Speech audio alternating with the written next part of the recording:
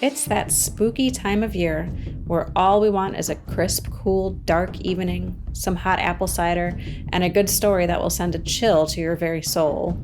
My name is Mary Galimi, your host for This Is You, and for Halloween this year, my colleagues and I here at the Dennis Wick Chicago Musicians Advisory Studio are sharing some of our scariest stories from our performance careers. Between now and Halloween, we will each be sharing our story for you.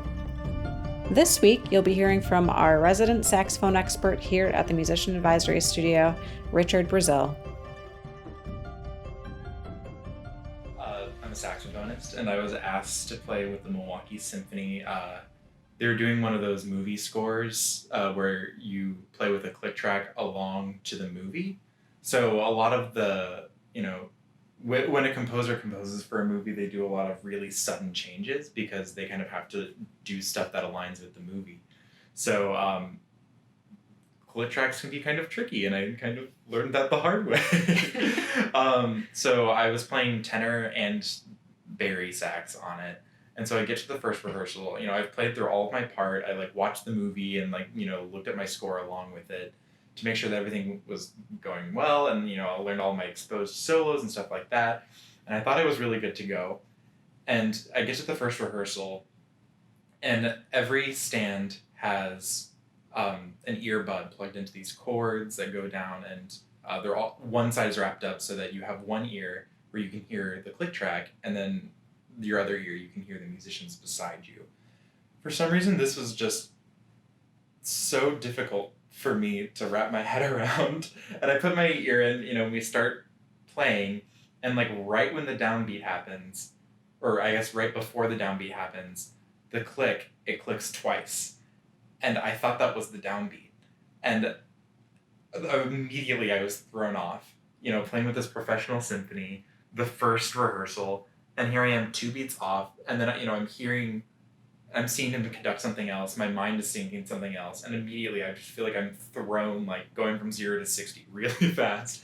And then just the entire rehearsal, I was just thrown off every time the click track entered. Every time there was a retardando, the click track would stop.